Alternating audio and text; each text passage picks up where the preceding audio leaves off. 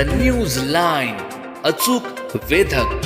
कराड शहरामध्ये होत असलेल्या वाहतूक कोंडीमुळे व नुकत्याच या रिसेंटच्या कालावधीमध्ये झालेल्या शहरातील अपघाताच्या अनुषंगाने कराड नगर परिषदेने पोलीस प्रशासनाच्या मदतीने आजपासून अतिक्रमणांवरती कारवाईचा बडगा उगारलेला आहे. आजपासून ही कारवाई प्रत्यक्ष सुरू झालेली आहे.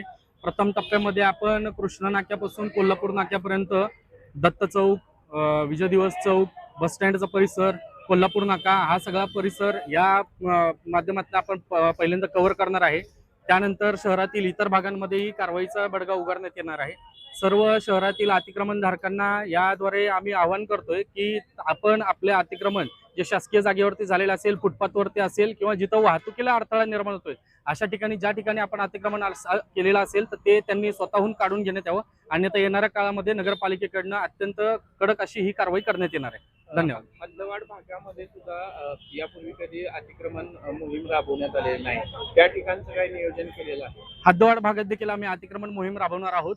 ज्या ठिकाणी नगरपालिकांच्या जागांवरती, रस्त्यांवरती, फुटपाथवरती अतिक्रमण झालेलं आहे त्या सगळ्या भागांमध्ये ही अतिक्रमणची कारवाई कडक स्वरूपामध्ये करण्यात येणार आहे.